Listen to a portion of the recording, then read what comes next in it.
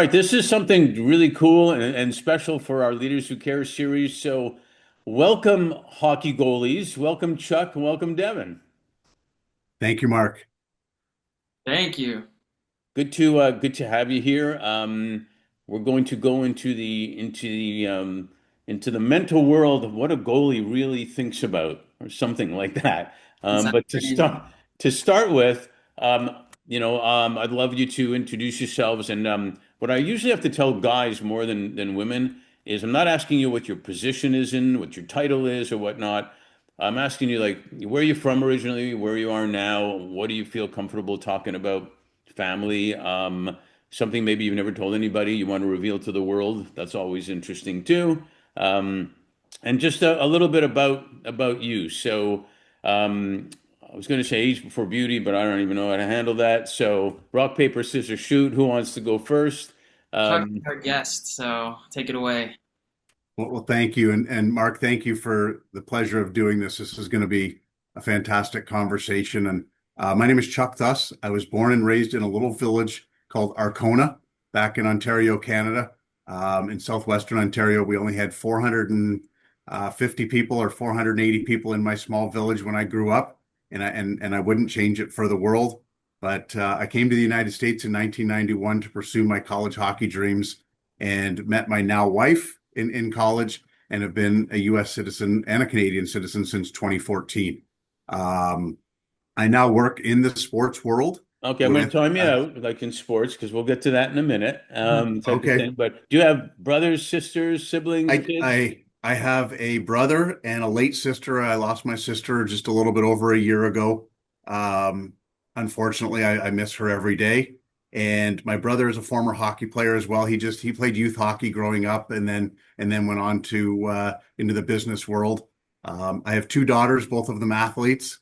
One of them plays Division 1 volleyball, and the other one could have played college gymnastics, but now she's part of the gymnastics program at the University of Alabama. So still pursuing her athletic aspirations as well. Um, the one thing that I probably have never really dove into a lot in public forum, as you're going to learn today, I've had my mental health struggles throughout the years, and I still struggle at times today. If I don't take care of myself. And what I mean by that, it sounds simple, Mark and Devin, but if I don't get my sleep, if I veer off of my diet, if I spend too much time at my desk and not enough time, refilling my cup, I can find myself getting in a pretty dark place pretty quick. Now, I don't go where I used to go, which is a good thing, and I'm sure we'll get more into that. But I spend my days now, like I said, sharing that it's okay not to be okay, and I lead that charge by sharing with you today that there's days that I'm not okay, and I work hard to make sure that I get back to a good place, not only for myself but for everybody around me. So I really look forward to this conversation because this one is near and dear to my heart. Um, I now reside in Mobile, Alabama. We are getting hockey back here in the next couple of years, which is super exciting. Um, but right, we haven't had hockey here for a number of years, but we're getting a team back here. We're building a new arena. Cool. But I do get my fix. I'm getting my fix of the playoffs. I'm really enjoying those right now as well, even though uh, my childhood team, the Toronto Maple Leafs, we weren't even close to making it. And Devin is giggling at me because I admit that I'm a Leaf fan. But Well, but maybe you did get the first pick in the draft. I was gonna So, say the light at the end of the tunnel is we get the first pick in the draft. So we'll yeah. we'll see what happens if they actually pick or if they trade it away or what they do. So Oh, um, we'll see what happens. cool. Thanks for sharing that, and it's really important. We will get into it more. And Devin, what about you?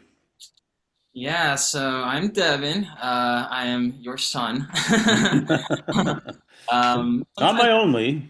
people don't sometimes know because I grew up acting, so I go by Brochu a lot. So my hockey name is Sadovnick. My legal name is Sadovnick. My acting professional name is Brochu. But yeah, so I grew up acting. I grew up playing hockey. I was born in Florida. That's why I'm a Panthers fan. But I moved to You are LA. a Canadians fan too. Yeah, of course. They're my. I mean, you're same reason why I cheer for Team Canada over USA. So, but yeah, I grew up mainly in LA.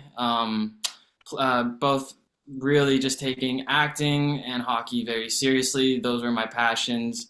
I had a career in acting at that time because I was working consistently, and I was both, trying to balance that with school. And both of those positions or roles are just high pressure positions. I mean, people say you have to be crazy to be a goalie. People say you have to be crazy to get into the industry. So it was a double whammy for me. And then from there, I ended up going to play prep school in Well, do you Maine. have, I'm going to stop you for a minute. Do you have brothers, sisters? Got two awesome brothers. I'm a middle child. Um, my younger brother played hockey more seriously, so and he was a forward. So being a goalie and being only a year and a half apart was awesome because we always got to play with each other. He always had a tendy, I always had a shooter. So going to stick times was awesome. Yeah, so and then my older brother, he is a huge fan. He played a little bit growing up, but a huge fan, and he's into more like hospitality, but big sports guy as well. And then yeah, so I mean, I don't have as long of a career as Chuck has because I stopped a lot earlier. He's old.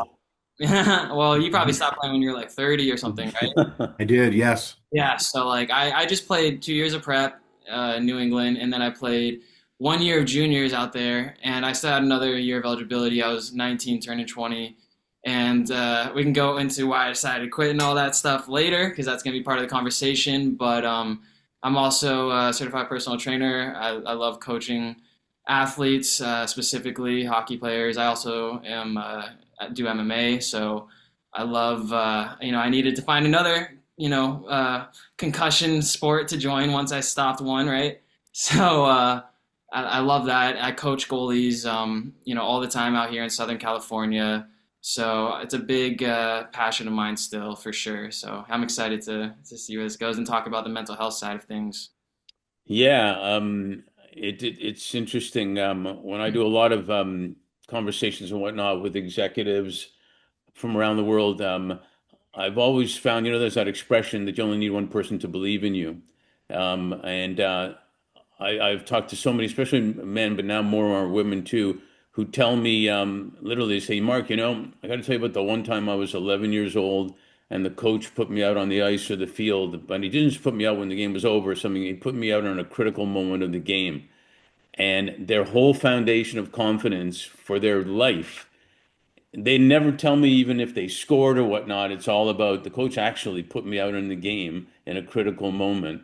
And that is what they set their whole foundation of. And I almost compare it to when you guys have probably seen this, when a teacher tells you in grade 7 or 6, this is the best class I've ever had. And you tell yourself, yeah, right. You tell that to every class. And yet you still believe it that that's the best class she's ever had.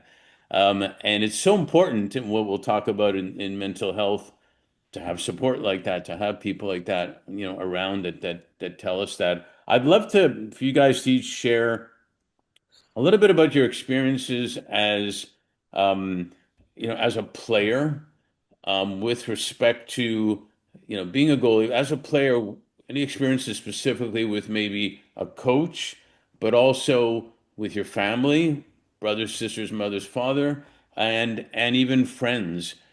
What experiences can you share that were interesting with different people while you were a goalie and while you were playing sports? If you can share something like that, Chuck, you want to start? Sure. And this is pretty pretty fitting, Mark, that you shared that having that one person believe in you. And and as I look back on my career, and I share this a lot now with the athletes that I work with, I was cut from a lot of teams. Like I wasn't that top end choice for a lot of people and or for a lot of teams. And I look back at that and maybe I correlate it to they didn't believe in me. But the one person that did believe in me was me. And regardless of what the outside world was telling me by getting cut, maybe by being traded later in my pro career, even in college when I was actually cut from our program after my sophomore year, and everybody jokes, well, you were a goalie, so you went back your junior year because you didn't understand what the coach was trying to tell you, and we make a joke about that I wasn't smart enough to know, but I look back at that and really think that maybe that coach didn't believe in me either. But I've always used that in a lot of ways, Mark and Devin, as internal fuel for me. That I would, because I'm not arrogant. I don't believe I don't have an ego. I'm not loud and boisterous. A lot of times it's quite difficult actually for me to share my journey. It's getting easier. Um, but I've always really believed in myself and I bet on myself. And I'll never forget that I had a coach back in Pee Wee, which what I think, what are you, what, 11, 10 or 11 when you're in Pee Yeah, Wee? went to 12. Yeah. And I'll never forget, I can still see myself sitting in the corner and we were in the intermission. They were scraping the ice and he came in. He was red-faced as red-faced could be. He was so angry with how we were playing. And he looked at me and told me that I was the worst goalie he's ever seen and I was never going anywhere in the sport. And then he proceeded to kick the garbage can and probably missed my head by about a foot and a half. And I'll never forget that. And being very vulnerable, I've had to do a lot of inner work around that to around self-worth and uh yes, I guess self-worth and just understanding that that wasn't about me. Mm. But I remember it very vividly. I mean, I was 11 years old. And despite that, I was able to go on and do the things that I did in hockey. But when I look back at it, and I wouldn't change any of it, I gave up a lot of things. And I think that you have to do that in order to quote unquote make it. I never really drank and partied in high school. I always had junior games on Fridays and Sundays, so that consumed my weekends, which was okay. Um, but it was a labor of love. And I actually had this conversation earlier this week. Somebody asked me if I missed playing. And do I miss playing? I do. I loved playing games to a degree, and I'll talk about that a little bit more later. Probably not as much as I wish I loved playing the games, but what I did love was the grind. I loved summer workouts. I loved being in the weight room. I loved being in my basement down in Arcona on my slide board with my speed bag on my rowing machine. And I would spend hours upon hours and hours and hours doing it just because it was almost an addiction. I just couldn't get enough. And I giggle as I say that because I had one of those speed bags that you see, fighters have, and it was hanging from our ceiling in our basement. Well, it just happened to be right underneath my parents' bedroom. And so I would get this wild hair about 10 or 11 o'clock at night. Maybe I couldn't sleep.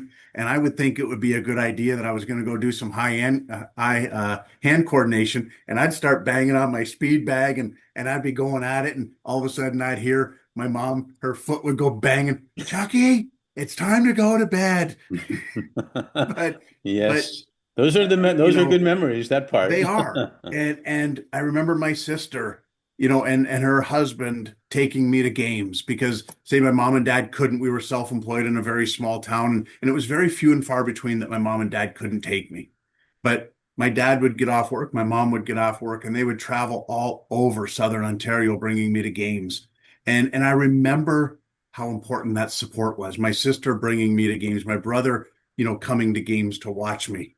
Um, that support really has stuck with me through the years. Yeah, no, that's so cool to hear because I remember the scholar, before I go back to you, Deb, the scholar Kobe Bryant talking, and he's done some amazing coaching in his young life too, and he would have done some more amazing stuff. And he said, Yes. you should all have a dream, whether it's to win the championship, whatnot, you should have a dream, but the real dream is actually right now, he said.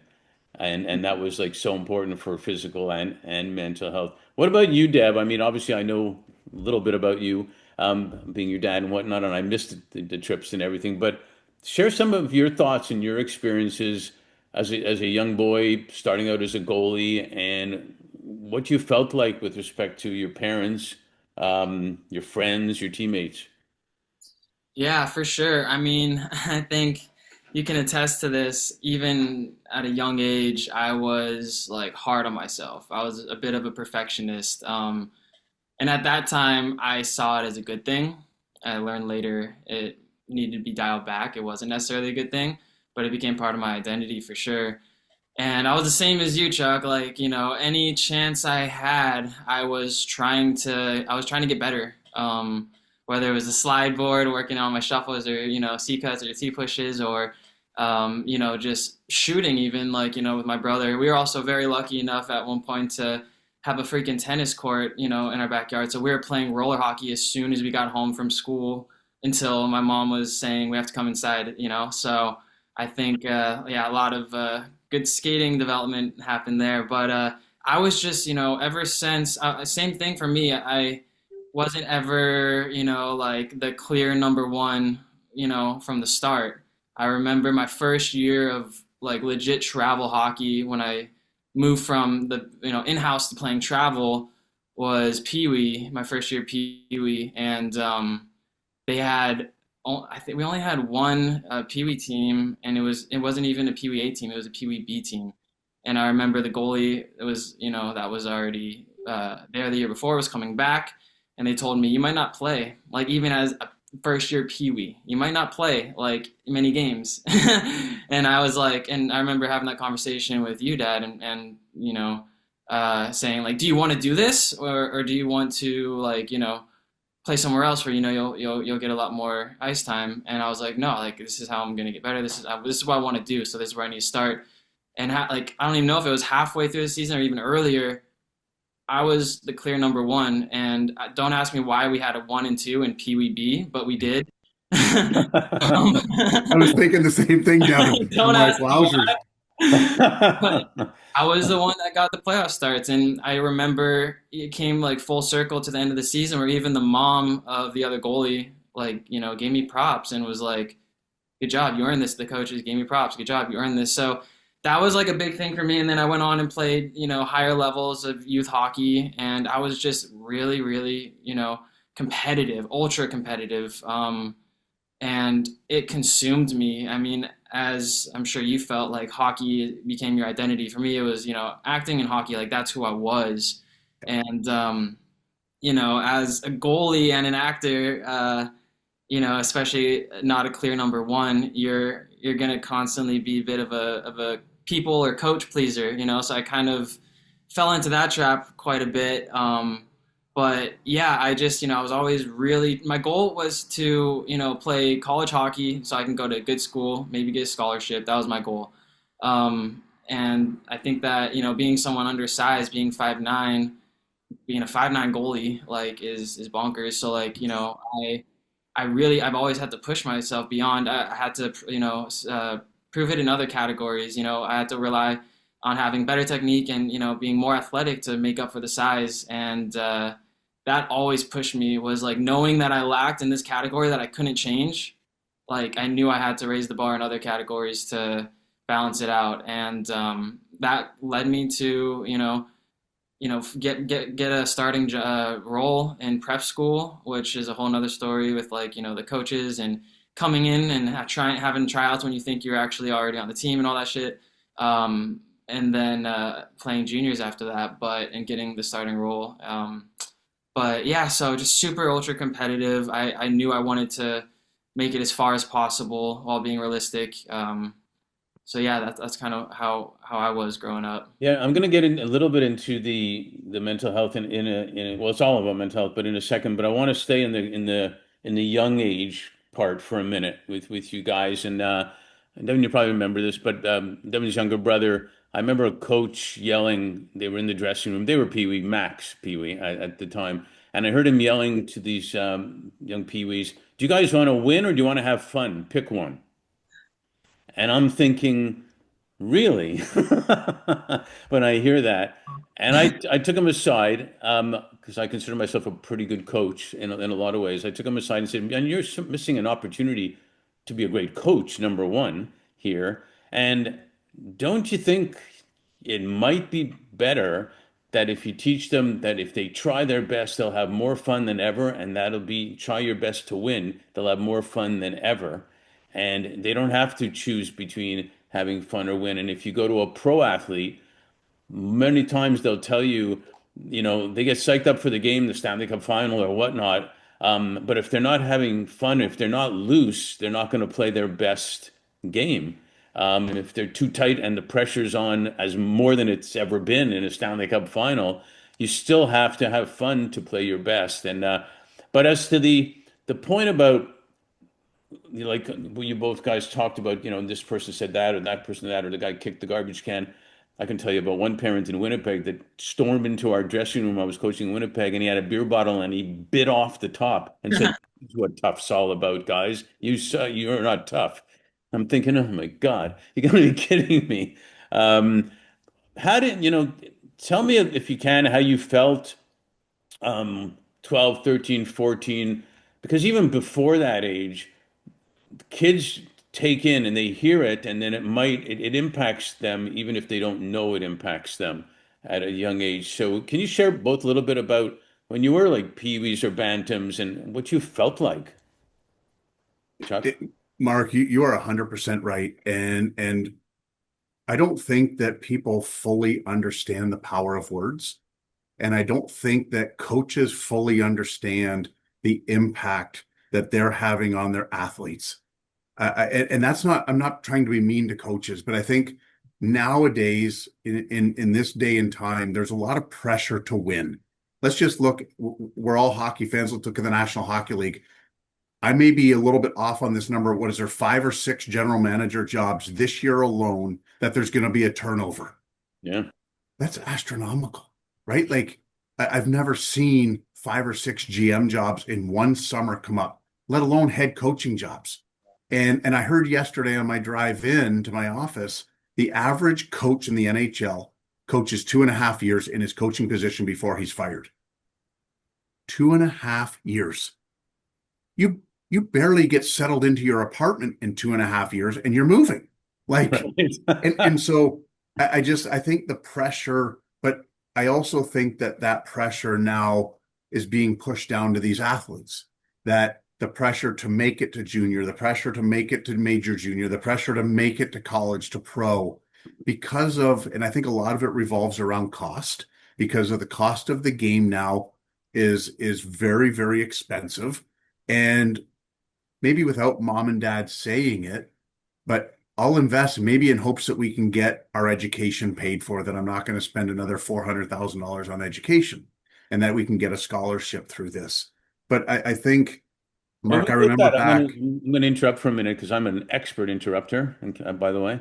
Um, so when kids are younger and when you were younger, and the parents do have, it is not a cheap sport to pay. They're making headway on that, but so many things are happening, and this is really where mental health comes in. The mental health issues, positive or negative, because we're heading towards a world hopefully where we're preparing to be more positively mentally healthy versus fixing mental health later type of Yes. thing. So I want you to go a little bit more, again, the younger ages of, like you said, words matter. What did you hear? What did you feel um, as a young kid that you were responsible for, or you had to perform for your parents, or you were afraid of the coach, or things that affected how you felt? Start with you, Chuck. Yes, and that's so I was pretty fortunate in that way. My mom and dad never put pressure on me. As a matter of fact, at the beginning of every season, they would ask me, "Do you want to play hockey again this year?" And I'd be like, "Well, of course I do." They're like, "Okay." And part of the only rule my parents had is if you start, you have to finish. If you start the year, you have to finish the year. So the pressure never really came from my parents, but this is where I was very, very fortunate. My parents, when I was very young, as a matter of fact, my mom was pregnant with me. I still have the picture at home, believe it or not. When she went to her first class around mental performance, the power of the mind, how we can apply it. And it was through a company called Concept Therapy that my parents were going to out of San Antonio, Texas. And my chiropractor, as a matter of fact, was a practitioner and he would teach these classes and my parents went to them. So it was all around positive affirmations, positive outlook, positive self-worth.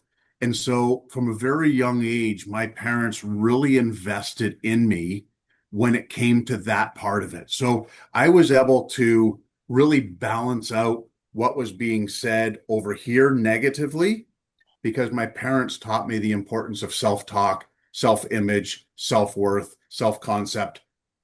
But in being fair, these negative things still found root within me at different times, maybe not to the degree that they would have, but there was still some of that in there. And it wouldn't come till years later when I would start to learn how to do some of that self-forgiveness, some of that self-worth inner work, I call it, to start to understand that what those coaches were saying to me wasn't about me. It was about them, their anger, their frustration, and they were taking it out on me. And so, but I think Mark and Devin, without that, maybe that insight, that wisdom, that knowledge that my parents were able to share with me, I'm not sure where I would have been because I see it today now with the athletes that I work with. You'd be amazed at when we start going back and we start, tell me about the coaches you had. What was your experience with that? Oh, you know what? This guy was great.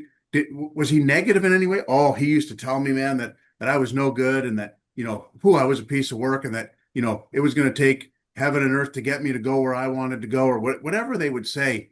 And you dig a little deeper and you found out how much that rooted in who they were and how much they bought into this belief that they weren't good enough.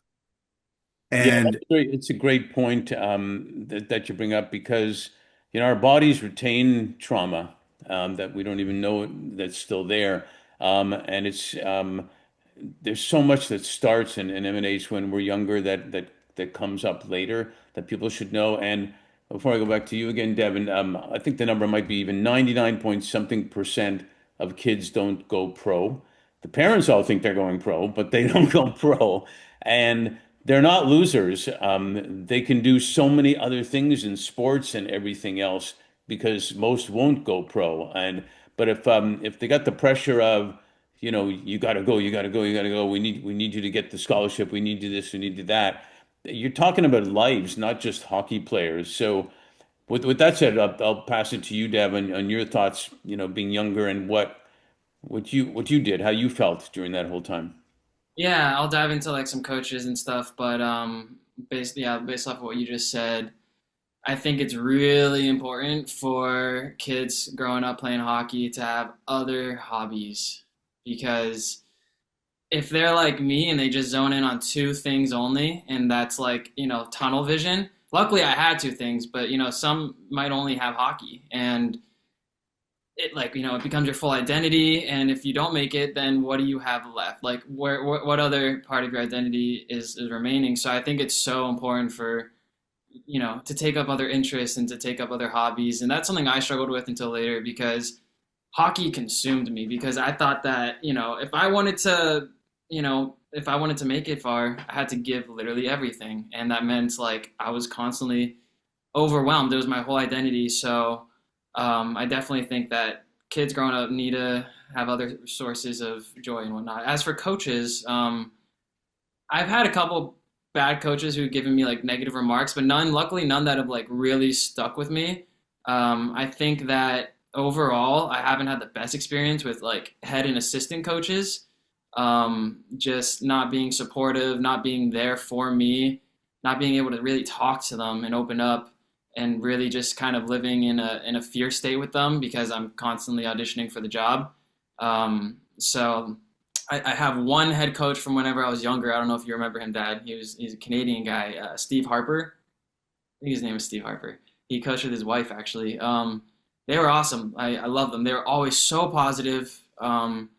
So, everything was about having fun. He taught me something that stuck with me. That's like off ice that has stuck with me forever. And he was like, no matter where you go, like always bring a skip rope. That's like you can fit it in anywhere, any bag, whatever. It's your number one tool for everything, and for warming up, for cool down, for everything. And just like one weird little thing like that, it stuck with me. And being an MMA fighter and whatnot, I skip rope a lot, and like it's just funny how that's like come full circle. But I think besides him, I feel like it was really my goalie coaches that were the ones who gave me hope and gave me support. And Rob, Dad, he coaches out here in SoCal. I would always have private lessons with him growing up, and that was my. I'm gonna interrupt too. I want fair interrupt the equal interrupting possibilities here. One funny time was he was being coached by Roberto Luongo, not a bad coach at one time, and but his pads were screwed up, and he asked, or his skates. He asked, "Who did that?" My dad tied them that way, and said, "Oh, great, thanks for blaming me for tilting his pads or whatever the wrong way."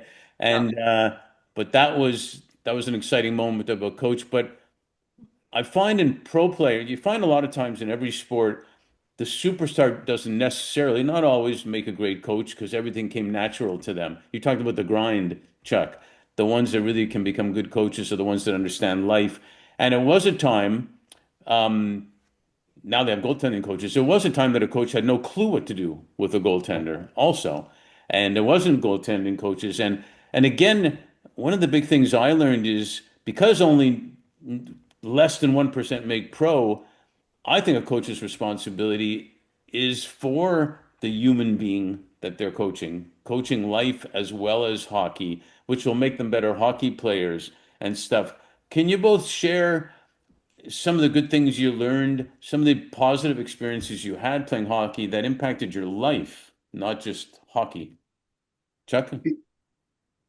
Yeah, and Mark, I agree with you 100%. And that's actually one of the approaches that I take with my athletes now is that how you operate in one aspect of your life is how you're going to operate in every aspect of your life.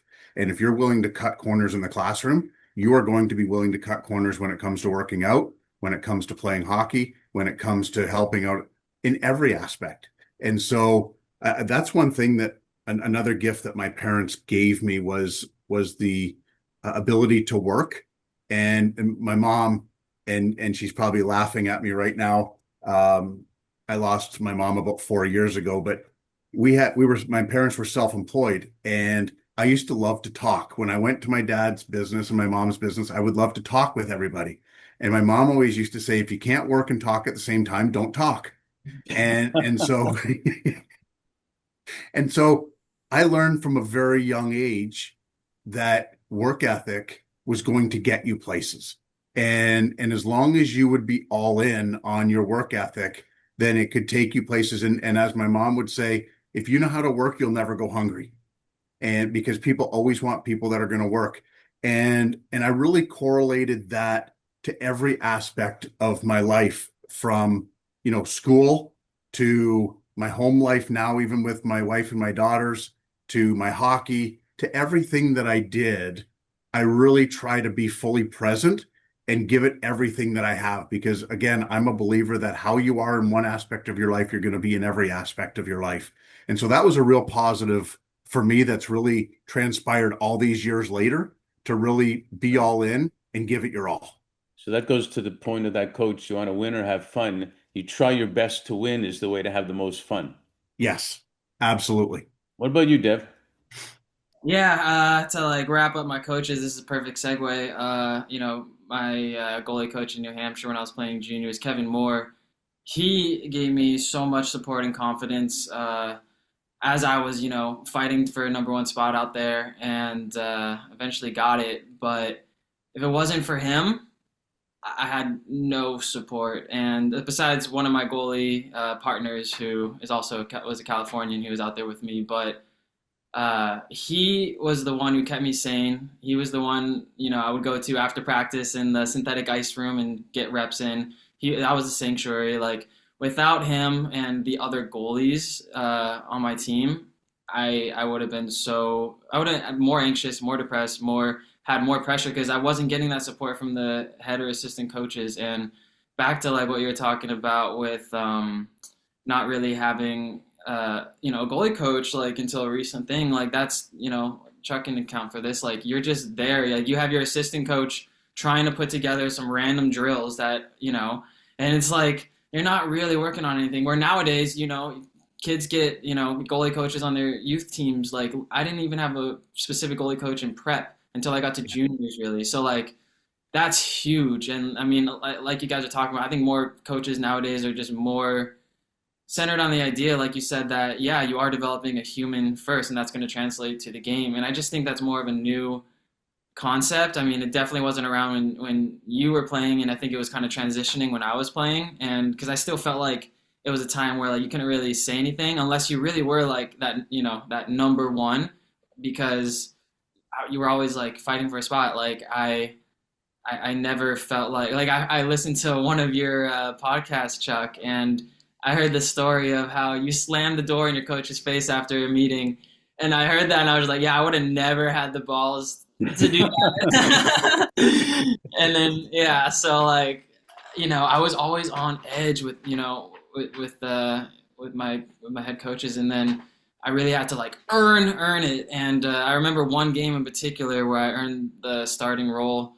We were playing Tilton School, and we won. We were getting outshot, and we won 1-0. And after that game, I started the rest of the season. But still, even then, my coach just did not want to like. It was so subtle, his like, yes, you're the one. It was still so subtle. He wouldn't give it to me fully. But yeah, it's a lot of pressure in that way. But like, as for like, parents and stuff, I think you guys like you never put pressure on me because I think you saw that I already put enough pressure on myself. If anything, you were helping me prioritize. But So yeah, on that, I want to move a little bit to resources, techniques, how you take care of yourself from when you were a player to now. For example, I was speaking to somebody when I was younger. I was taught visualization by a coach. Before there's VR and AR, before there was even internet. That's how old I am. And but he taught me visualization, and there was some meditation back then, but not like now. And I found some players, some people they can't meditate because they can't clear their head at all. But if you can visualize one thing, it gets them as focused as they are in that one thing, and that's like meditation. And I remember being taught and then coaching, and I got players that come up to me 20 years later saying, "Yeah, I remember the V word, coach. I remember visualization."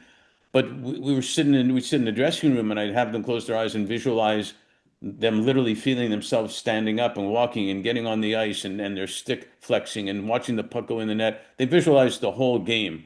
And and they could come back later because I've had this with me as the teacher. He then taught me, my coach, how to visualize sitting in a massive room 4 days in a row doing my CPA exam and visualizing myself sitting there so I wasn't wasting time daydreaming and how my desk is and all that. So that's a technique that actually Warren Moon, the former, I don't think you guys remember, the former NFL great quarterback, that he was told that black people aren't smart enough to be quarterback, just go to the CFL. And he went to the CFL and did fantastic and then came back to be an NFL star. And he said he visualized and he had to do it himself because no one believed he was smart enough to do anything else.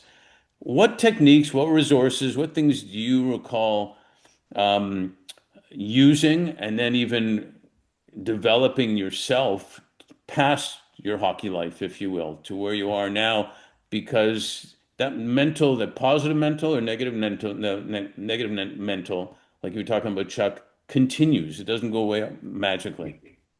It doesn't. And Mark, this is going to go back to my parents again because they would always teach me a lot of the positive self-talk, the power of positive affirmations, the power of visualization, like you talked about. See the person you want to be, see the success you want, feel it, smell it, taste it, touch it. And I used to, and this is going to go back a couple of days, but I used to take my boom box or my ghetto blaster, whatever you want to call it.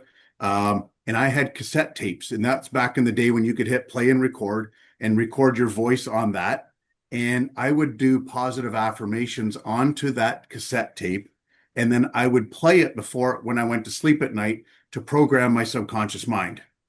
And my parents taught me how to do that. And I did that for years and years and years. And I'm still very much into positive affirmations, positive self-talk, visualization, things I teach all of my athletes. But the other one, as you just commented on, that's a major, major part of my life now is meditation. And I get up very early in the morning because I want to quiet my mind before it starts. And I realize that if I can get the start on the day to quiet my mind, those voices never really pop up and get loud. Now, if I miss a handful of days in a row, those voices are having a party, I promise you, because they are just nonstop. But meditation has become a major, major part of my life. And I think it's something that I work on with all of my athletes as well, because I think there's a lot of just noise in the world today. Social media, start there, the news, all of the stuff that's coming at us nonstop. And we're trying to process this. and we're going to bed and our mind is still going, going, going. We probably aren't sleeping as well as we used to because of all this intake. And then we get up and we do it again. And so I just believe it's very important to quiet our mind. And even at work, like here I am at my desk, I will take times throughout my day, 5, 10 minutes. I will sit back in my chair. I'll turn my phone upside down. I'll close my computer screen and I'll just be. And I find that that is just so, it's good for my soul. It's really good for my mind, my body, and my soul to just detach. There's a Um, there's a kids video that I think I've shared with Devin. I shared with you. It might be AI, but I don't even care if it's AI anymore. If it makes me feel good, it's fine. Doesn't matter. yeah, But they're all talking about the kids are doing stuff with this black box, black thing that they hold all the time. And one of the kids saying something to the effect of, "They're always connected and they're always doing stuff and this and that." And he's lies down in this grass and he says, "Don't they ever stop and just be quiet?" And then he says, "They must be exhausted." And he's just lying in the grass, total quiet, looking at the sky. And yeah. it hits home in that respect, what you're talking about. What about you, Dev? Yeah, so I mean, throughout my playing stints, I feel like I didn't really have the tools to cope with everything that came with the mental side of playing. So I feel like for me, I just really banked on you know my work ethic and really like relied on that to get me places. And um, What about all the postums that I used to give you? What are you talking about? no, no, you. I mean, you and Mom sure like help me because like in No, I'm terms of kidding. like positive remarks and staying positive because I would beat myself up for sure. And but I did also my only mechanism I had back then really was also affirmations that while I was playing or mantras. It could be as simple as I'm big, I'm flexible, I'm square, just like repeating basic things just to stay in the loop, stay focused. So I was really big on that. I probably should have let that translate into other areas of my life too, but again, like hockey was everything, so like I didn't really have the capacity to kind of separate my personal life and hockey. I have a question on that though. How did the acting help or distract or positive, negative that you were doing acting at the same time? Well, at that point when I was playing juniors, I wasn't. But Right. prior to that, I think acting on big sets, where you have millions of dollars, in this project. Like I think that alone it creates a high pressure situation. So I think, and I acted a lot whenever I was really young too. So having that pressure as a young kid and having to communicate at a high level with other adults in a professional you know, environment, I think that kind of sped up my maturity in that way and allowed me to kind of just be a little bit more comfortable in those high pressure situations. But yeah, and it just taught me work ethic, really. So So I got two more questions for you all because this isn't a feature film, but we one thing we say in LA is keep them wanting more so we can do a sequel. So we want to do that. But two more questions. One is in your lives right now, um, what's your thoughts? I'll leave it open to you to frame it as you want. What's your thoughts on mental health and what's happening in mental health with respect to the stigma is decreasing, thank God, about people talking about it more. And athletes are a big part of that coming out and saying they've got mental health issues. So things like, what are your thoughts about where we're at with mental health right now, Chuck? Mark, that's probably a double-edged sword question. So I'm gonna play both sides of it because I do believe that there is two sides to this. While we have more athletes coming out, more high-profile individuals, if you will, the latest being Victor Hedman of the Tampa Bay Lightning, which I sat there and it gave me chills and I had tears in my eyes because I'm thinking, here's a 35-year-old 15, 18, 20-year veteran. I think he's 15 or 18 years in the National Hockey League Probably a Hall and, of and Famer. probably a Hall of Famer, first round, first overall pick, I believe, in his draft year, coming out and saying that he has been struggling and therefore couldn't play in the playoffs this year, missed a bunch of the season. which I don't wish that on anybody, but for his courage and strength to say that is tremendous. Yeah. Now, on the other side of that, being in locker rooms everywhere, I still see a lot of this. I'm not going to show because I don't want anyone to think that I'm weak. I don't want anyone to think that I'm struggling. And when I share my story with them, you can almost see this exhale like, oh, well, maybe I'm not the only one. Maybe I'm not the only guy going through this. And that is one thing I continue to harp on and share. I know just like you are is it's okay not to be okay, but it's not okay to do it alone. And that's where what scares me a little bit is still the number of high profile people, the number of athletes trying to do it alone because that's how we've been conditioned from the moment we step on the ice. I'll never forget back in Forest, Ontario, when I was pushing my 5 gallon bucket and I fell. And I was probably 3 or 4 at the time, and why I remember this, I'm not really sure. But I remember being told, get up, don't cry. Hockey players don't cry. Toughen up. You're a hockey player now. Right. We don't show emotion like that. Just keep going. Right. And I took that from age 3 or 4 and Exactly. all the way through till the time, and this will be the part that we can leave them wanting more, but till the time that I had made a decision to take my life, I thought that I had to hide it. I thought that I had to man up, that I had to toughen up. And so I think there's still a little bit or a lot of bit of that still in the fabric of sports. Now, I do believe it's getting better. There's a lot of fantastic programs like the First Line program that the NHLPA is doing, the PHPA are doing. I'm honored enough that I get to facilitate that program at the American Hockey League and ECHL levels. And so we're really breaking that stigma. And I think if we continue to have conversations like this and that we continue to let people know it's okay not to be okay, it's just not okay to do it alone. Put your hand up so that somebody can wrap their arm around you and walk the journey with you. Then I think we're going in the right direction. And hopefully that's the direction we continue to go in. Yeah, I'll give it to you in half a second, Deb. But it reminds me of an organization I work with that's called We Are Enough. And it's about if you didn't become pro this or pro that or a doctor or whatnot, you are enough who you are. And it's not like Yes. you're settling to be enough. You have a lot of value and you are enough. The other thing you said, that's part of the whole thing I want to talk about young people is what that happened to you when you're 3 and 4, you think, oh, with 3 or 4, you won't remember. It sticks. And Yes. and it keeps going and keeps going and keeps going, positive, whatever, or negative, it sticks with you. Sticks. Deb?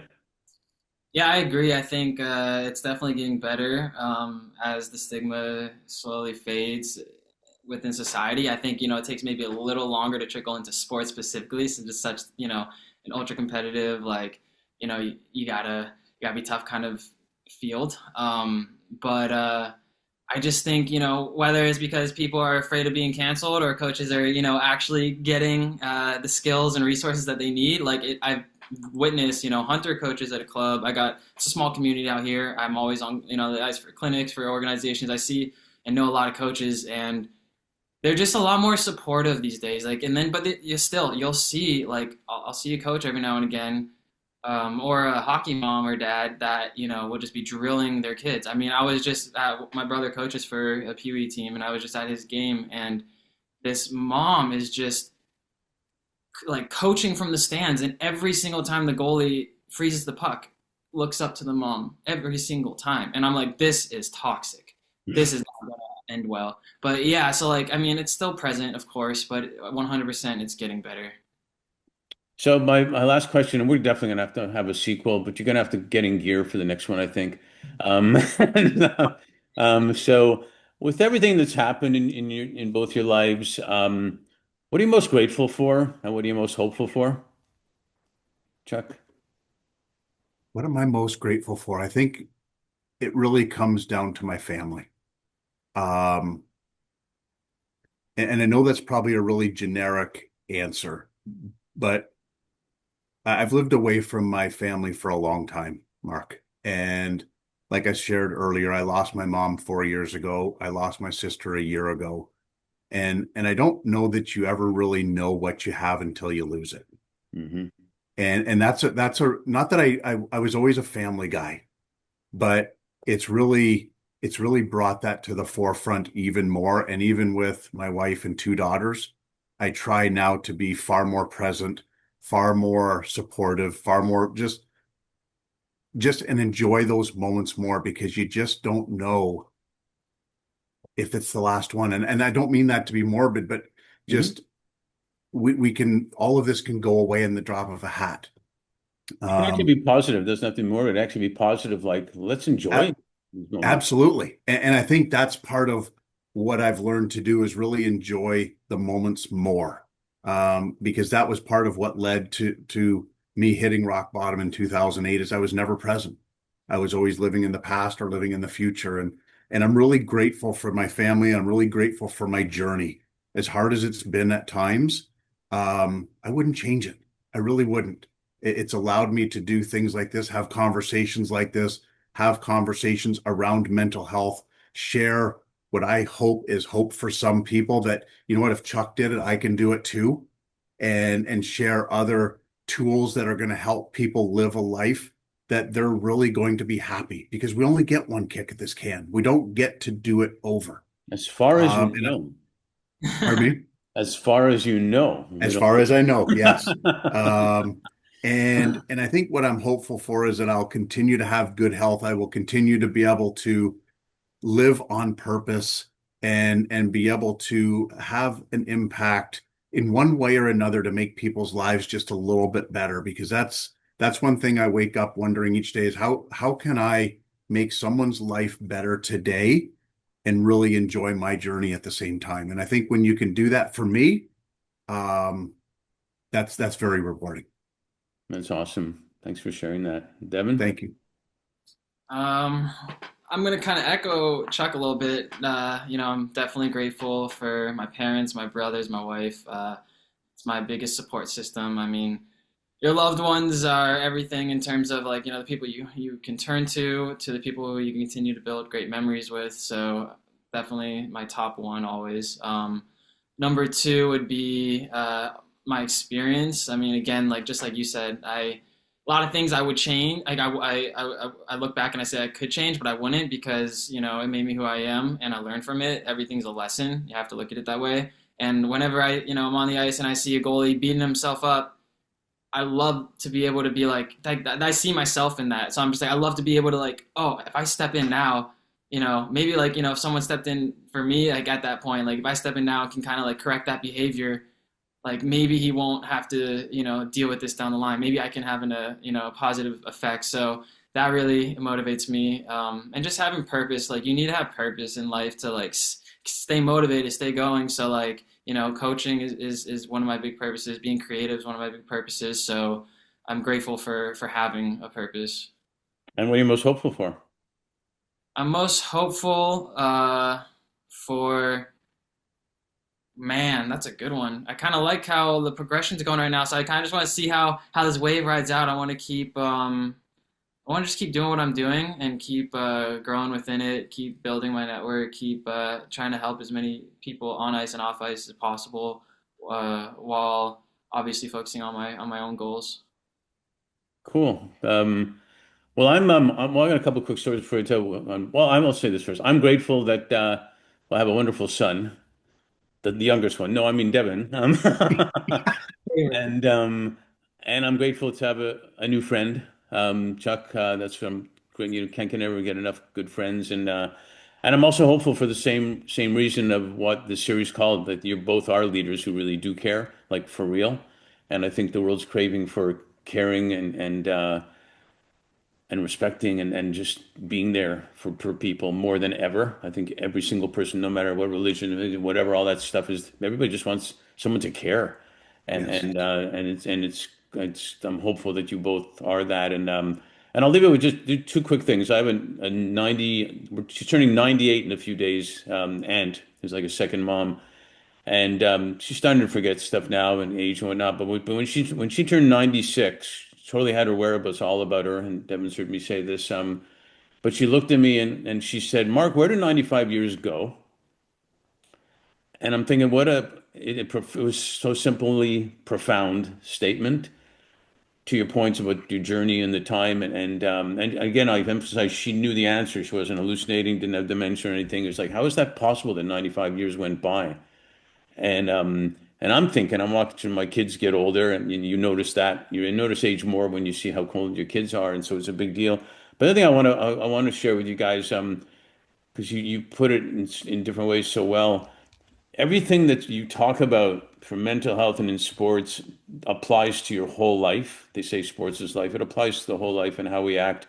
And even in business, if an employee's doing something bad, and I coach people on this all the time, the best leader who cares about that employee takes him to the side like a coach would do with a player, like a parent would do with their kid, and talks to him with respect and and caring that this is what you did wrong, this is what you did right.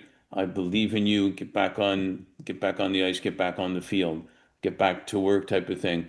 If you're looking for ROI and loyalty from a person, that's what happens there versus, I mean, firing them or sending them back to the dressing room or yelling at the kid. It just creates a negative feeling forever rather than the positive that could be, wow, they taught me a lot there and they believe in me so much. They told me what I did wrong. And even a kid wants to be told that not as a little kid, but as someone that they believe in, someone that not as an adult necessarily, depending on how old they are, but someone that they believe in, not like a little baby. Don't do that. So Yeah. it's all about life. It's all about life. And that's where sports, I think, has the most chance to give equal access to everybody to learn life more than anything out there, which is why we're getting involved in generational sports and all that. So, with that said, thank you guys for being cool goalies, a little eccentric goalies, but cool nonetheless. And there you go. And, your mom would say, if you keep doing that, your eyes are gonna stay that way. Remember that one? Yes. So, thanks for being leaders who care and for being on the series and sharing, guys. Thank you, Mark. Thank you, Devin. Great meeting you, Chuck. Have a good one, Thank you. guys.